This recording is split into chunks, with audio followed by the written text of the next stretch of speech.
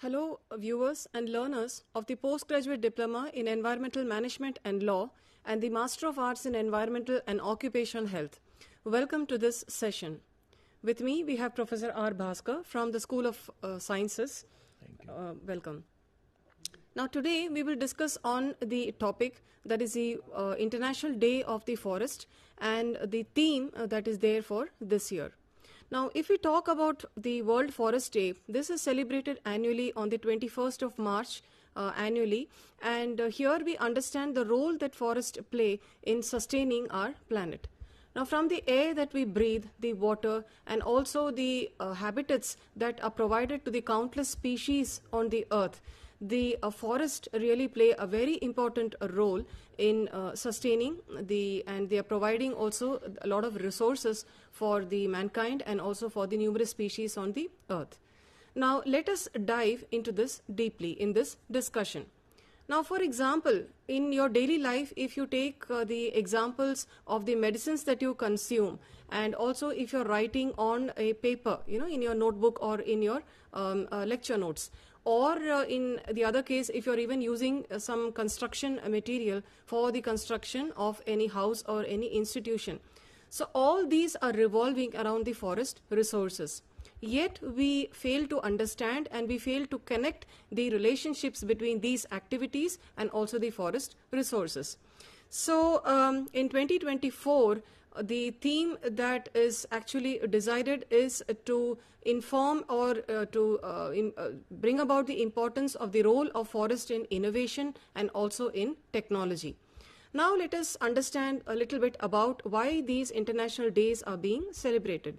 So these occasions, they serve multiple purposes, like for example, bringing about the environmental awareness, educating the public on important issues, mobilizing the political will, and also the resources to tackle certain environmental global issues and problems. And we are also celebrating and reinforcing humanity's achievements. Now, the United Nations, they have advocated this as a powerful advocacy tool and also for educating the public on several concerns, especially now we are talking about the environmental concerns. Now, again, we have the International Day of the Forest. The UN General Assembly, they proclaimed 21st March as the International Day of Forest in the year 2012 to celebrate and raise the awareness of the importance of all types of forest. And here, the nations are encouraged to undertake the local, the national and international efforts to organize the activities which could involve certain forest and tree planting activities, then the reforestation and certain other afforestation programs. So now I would like having given you this small introduction, I would request our expert, Professor R. Baskar, to discuss about the role of innovation. That is a theme that is being discussed for today and how that is important for the World Forestry Day. As you have rightly mentioned, forests are very important. And the role of technology and innovation is extremely important because the way we monitor and we report the forest status changes completely. Also, it is important if we have to understand deforestation, and if we have to do reforestation, how much is done. Also, there are reports of forest fires. How do we detect them and how do we combat them? All these things require technology. In addition, if we have technology, we can also see how we can apply that for good products. Now, if you see, the revolution of innovation and technology has transformed how the countries report the data and also how they monitor and track them. To give you an example, 13.7 billion tons of carbon dioxide forest emissions reductions were reported to United Nations Framework Convention on Climate Change because of application of technology. Now, if we have to carry out deforestation, again there is an importance of technology. Approximately 10 million hectares of land are subject to deforestation each year. So also 70 million hectares of land forests are impacted by forest fires. So you can see how much deforestation is done, how much forest fires are being done. If we use innovation and technology, we can monitor them, we can effectively combat them. Then they also play, where is the role of technology? They play a role in developing early warning systems. For example, if there is a fire, it could help us in developing early warning systems. Then if you use technology and innovation, it will also promote sustainable commodity production. Also, if you use technology and innovation, you can empower local people by giving them accurate land maps as well as access to climate finance. So just by having a right technology and innovation, you can see how much benefits are possible. Now, even if you have to indulge in ecosystem restoration efforts, again, you have to have the technology and innovation methods in it. And we know that if reforestation is done, it can contribute not only to climate mitigation, it can also give food security and also help us achieve livelihood security. So these are the important aspects. Now, researchers and scientists are using innovation and technology to develop what are the materials they are developing, which was not possible earlier, substitute for plastics. They are also developing building materials. They are developing fabrics, medicines, and other everyday items. For example, advances in biotechnology and genetic engineering, even barks of trees, parts of different components of trees can be used to develop medicines. So all these are part of the technological development. Now they play an important role to effectively monitor and manage our forest, how we are doing. Also to detect and combat wildfires. As I told to you, lot of area of forest is lost to wildfires, and if we have to handle them, we have to use technology. Now, how can we use technology? The question is, today we know that there is drone and satellite technology which is available. Drone and satellite technology, using that we can effectively monitor the fire, detect them and combat them at the right time. Even our constitution, you know, in 1950, the constitution had the acts, the articles in which they say that the state as well as citizen has to protect and improve the environment. If you see the article 51A, it clearly says that it shall be the duty of every citizen of India to protect the natural environment. Whereas Article 48A, it says it shall be the duty of the state to protect and improve the environment and safeguard forest and wildlife of the country. So you can see Constitution guarantees that forests are to be protected, and the state has not only to protect but also to improve. Why all this is being done? Because our livelihood, our sustenance, our well-being all depends on this. Now if you see the definition of forest, forest means it comes from the word forest. That means out of the door or beyond the agriculture or park. Forests are most important natural resources. Now, what is the importance of forest? Forests are important from an economic point of view, from an ecological point of view, and from a economic heritage point of view. And they play a critical role in ensuring our well-being, overall health and sustenance. Now, if you see the health of the healthy forest, if you have healthy forest, it is important for human health. How? For example, you can have nature-based tourism, you can have nature restaurants. In places like Japan, you have forest bathing. And you must have experienced that when you go to a greenery area, you feel rejuvenated and refreshed. And going to forest and coming out, you feel fresh. And in Scandinavian countries, there are a lot of forest areas and people do the camping and cycling and walking around, trekking, all those. And these are good for relieving mental stress and, you know, getting refreshed, and it boosts creativity. All these are very important aspects that do for the health. If you see in the 2030 agenda, forests are very important if we have to achieve the 2030 agenda. And this 2030 agenda clearly recognizes the link between forest and the people. Now, if we promote the linkages between forest and people, it will certainly help directly and indirectly achieving all the sustainable development goals. All of you know that the 2030 sustainable agenda goals aims for planetary and human well-being. Now, sustainable forest management is very important if we have to achieve these goals. And in order to achieve these goals, there should also be steps on reducing deforestation, forest degradation, as well as restoring and sustainably managing forest. And for all this, innovation and technology is very much required.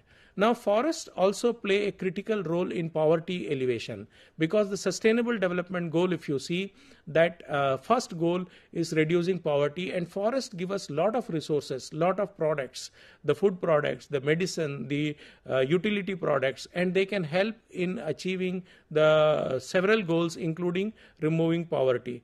Despite our clear understanding that forests have ecological, social and economic and health benefits, forests are damaged by fires, by pests, by droughts and unprecedented deforestation. So we have to use technology to handle all of this when we know it is so important.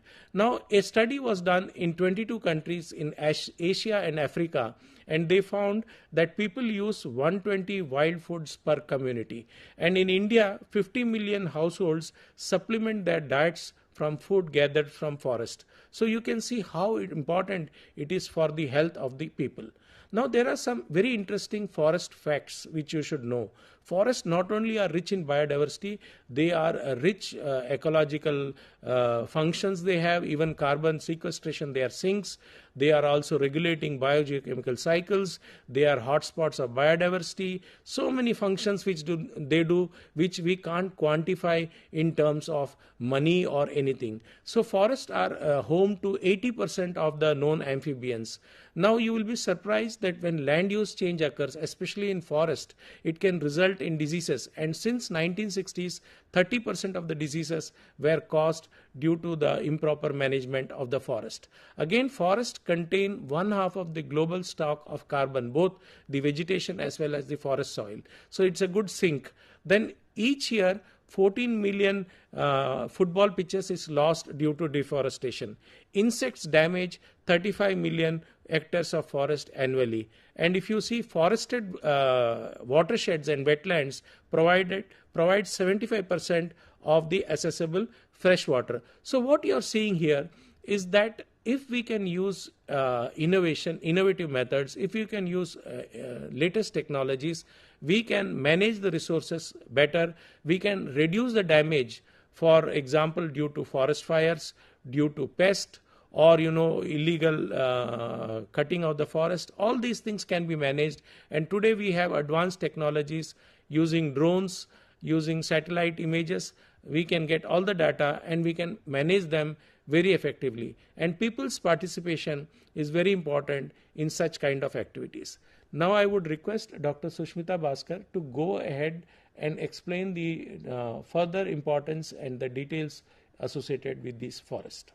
Thank you, Professor Baskar, for detailing on the theme this year, that was the role of the forest in innovation and the use of technology. And due to rapid industrialization and urbanization, we have lost a lot of the forest resources. And it is high time that we realize the importance of these forests to the human health and to the animal and also to the environmental health. Thank you. So now we will see some of the importance of forest. Now, for example, the dietary diversity. So we actually in our platter, we take a lot of the different types of foods which are important. So the forest foods, they not only add variety to our food, and they also have the diversity of the gut microbiome. And when the diversity of the gut or the gastrointestinal tract is improved, then the metabolization of indigestible compounds also takes place. So thereby you can have the better gut health. Then forests are a source of indigenous medicines. So the populations that are living near the forest or even in the forest, they are normally geographically isolated from their partners, and this rural population, they are more dependent on the folklore medicine or the medicines that are actually available in the forest resources. So these forest derived medicines, they play a very important role in the traditional healthcare systems. And now we have seen even in our COVID times and even in the daily medicine, we see that many of us are using ashwagandha, or we are using triphala, or we are using the bhringraj, so many other forest derived and nature derived products for the treatment of various diseases in day-to-day life. Now, medicines from the forest. So even for treating various diseases, like for example, it could be treating the blood pressure or the blood sugar levels, and also the eucalyptus oil which is got, that can also treat a headache and cold and cough, and tylophora, which is again another source of the drug tylocrevin. So all this has been effective in treating the lymphoid leukemia. So like this, there are many other drugs also. Even hibiscus works wonders. And then we are seeing the importance of Zingiber officinale, umbilicus. Then we have Piper longum, Piper nigrum. So there is a list of the plant species which are very important to the human health. And the medicines from the forest, they provide 25% of the world's medicines and the drugs. Now the forest, especially in Assam, here we are seeing that there are at least 900 species of the medicinal herbs and plants, and these forest species, they are able to treat a wide variety of diseases ranging from asthma, from jaundice, even the gynecological problems, elephantiasis, which is the swollen legs, and etc., rheumatism, leprosy, then diabetes, pneumonia, paralysis, pharyngitis, ulcers, and so on. So here we find that an array of the diseases can be treated with certain herbal formulations. Now, giving you some examples, Garcinia cola, this it has a lot of medicinal benefit, and the nut or the seed of this Garcinia cola, it is used in Central Africa as an anti-malarial compound, as an antifungal, anti-parasitic and purgative compound, and this is used also in the treatment of bronchitis, in cough, and also in the throat infection. So this is a very simple remedy that the people in these areas living near the forest and in these areas can easily use in order to treat certain ailments. And again, the forest can also improve the human immune systems. So have you ever wondered that Professor Baskar explained about the forest bathing practices which is occurring in Japan, and now this is also being practiced in various other countries. So whenever you go through the forest, you definitely feel rejuvenated, and this is actually boosting your creativity, as you said. It is boosting the cognitive development and the reducing stress. It is reducing stress, anxiety, blood pressure. So this is what is there, and that is why in many of the subjects like environmental science, this is basically, and also geology, this is basically a field-based study where the students have to be in the field, and they have to understand the various interactions in the ecosystems, in also the activities that the pollution can harm, the human health or the environmental health, how pollution can be detrimental for the water quality and other parameters. So here the forest, when we are in the forest, we see that we are free from all these problems, and it is actually boosting our immune system, and the microbes that are normally living in the human gut, they are also being improved due to these conditions. And then we find that even the indigestible compounds can also be metabolized well, and we can also defend our body against certain harmful pathogens. Now, forest for spiritual enrichment. So forests have considerable potential in enhancing the public health and also in the spiritual enrichment and also cognitive development. So that is why you would have seen that many of the meditation resorts and even the Sadhguru ashram and Osho ashrams, you see many of the resorts, it's not only this, even the tourism, ecotourism areas. So these are all placed in forested areas or where there is a thick green covering of the natural plants, grasses, shrubs, herbs, and that actually provides a good spiritual enrichment for the body, mind, and the soul. Now, in connection with this, there is this Knipe therapy which is followed in Germany, and this was actually practiced a century ago by the priest Sebastian Knipe from 1821 to 1897. And here he used forest as sites for sanatoria, for curing tuberculosis, and they were also used as places for exercise. So in this therapy especially, this is a holistic natural treatment system which is based on exercise, and it focuses more on the hydrotherapy using water for the treatment of various diseases and also the nutritional balance. Now, nowadays, this Knipe therapy is followed in many of the ecotourism and the spa and nature spa places where people can also walk on the bare stones or the cobbles that are found, and there is also a flowing stream of water. So these are all bringing a lot of benefits to the human health, and we can see the differences definitely in our health. Then the forests also are very good for the good nutrition.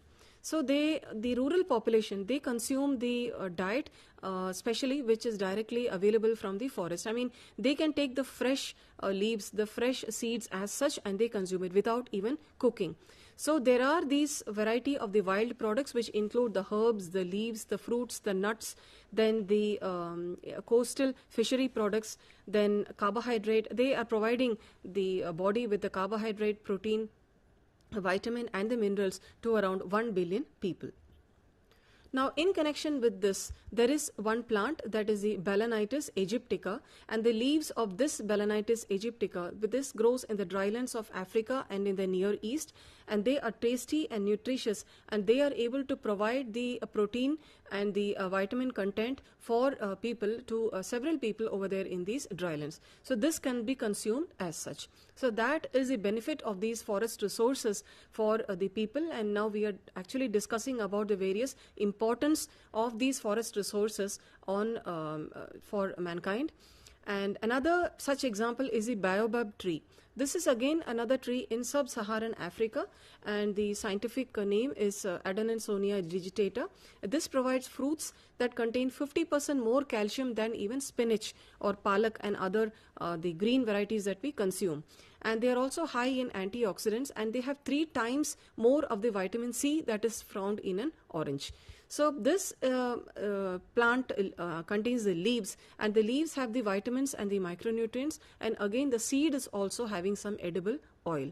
So this plant, the baobab tree, you can see that the entire tree can be used, the leaves, the bark, the seed, everything can be used for the various purposes, and for people staying in that area, this is actually a boon, and it is a savior for them, that this forest product comes of help to them even in times of distress. Now, in the same way, forests can also help several livelihoods. So, in the Democratic Republic of Congo, the leaves of the Gnatum species, they are consumed as leaf vegetable, and they also provide the revenue for women, and thereby they can contribute to the food security and also the nutrition of several people. In India also, if you go to the various states, people are using the forest resources and their products in different ways. For example, in this figure, you can see a person making the baskets. So these baskets can be made from the forest produces. In the same way, the brooms, the coconut tree. So the leaves of the coconut tree, the central part of that can be used to make the brooms, which can sweep the houses clean. And in the same way, the coir is also obtained from the plants and the trees, and that can also be used for making the rope making and in the coir making industry.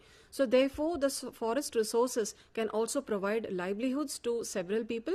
It could be in the fishing sector, like people can even make the fishing nets, and the coastal fishery products can be exported. Also in making of all these products and forest produce, which are all eco-friendly.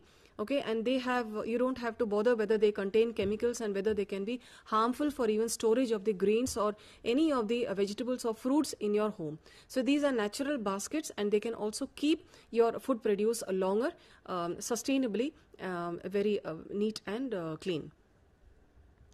Then the forests also have their commercial uses. So in this figure, you can actually see the coffee berries. So they give us a lot of the spices, the nuts, the tropical fruits, and we can also have musical instruments, the building materials. So in this way, they have a lot of the commercial uses.